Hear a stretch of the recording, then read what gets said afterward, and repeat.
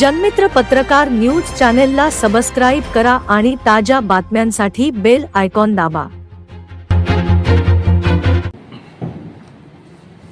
दिवसेंदिवस भाजपमध्ये पक्षप्रवेश होत आहे, काय सांगणार? बघा, भारतीय जनता पार्टी आणि या देशाचे प्रधानमंत्री नरेंद्रजी मोदी, आपले केंद्रीय मंत्री रावसाहेब पाटील दानवे यांच्या नेतृत्वावर विश्वास ठेवून अनेक जिल्ह्यामधील अनेक पदाधिकारी भारतीय जनता पार्टीमध्ये प्रवेश करत आहे।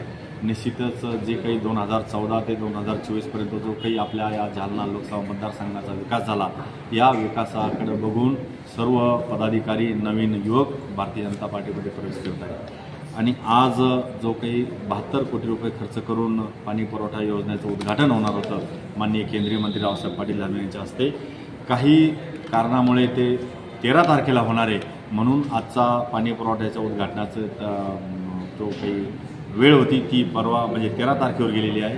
तसेच या जालना शहराचं एक वैभव असलेलं मोती तलावाच्या बाजूला आपला राष्ट्रध्वज 150 फूट उंचीचा राष्ट्रध्वज, त्याचंसुद्धा लोकार्पण सोहळा आज होणार होता, परंतु तो सुद्धा कार्यक्रम येणाऱ्या 13 तारखेला सकाळी 11 वाजता मोती तलावाच्या बाजूला होणार आहे। या दोन्ही कार्यक्रमाचा 2 दिवस कार्यक्रम पुढे ढकलल्यामुळं आम्ही तशा व्हॉट्सअपवर आणि सोशल मीडियाच्या वतीने त्या ठिकाणी लोकांना कळविण्यात आलेलं आहे। आज किती नागरिकांनी प्रवेश केला? जवळपास आज भारतीय जनता पार्टीमध्ये 100 ते 125 कार्यकर्त्यांनी, पदाधिकाऱ्यांनी भारतीय जनता पार्टीमध्ये प्रवेश केला।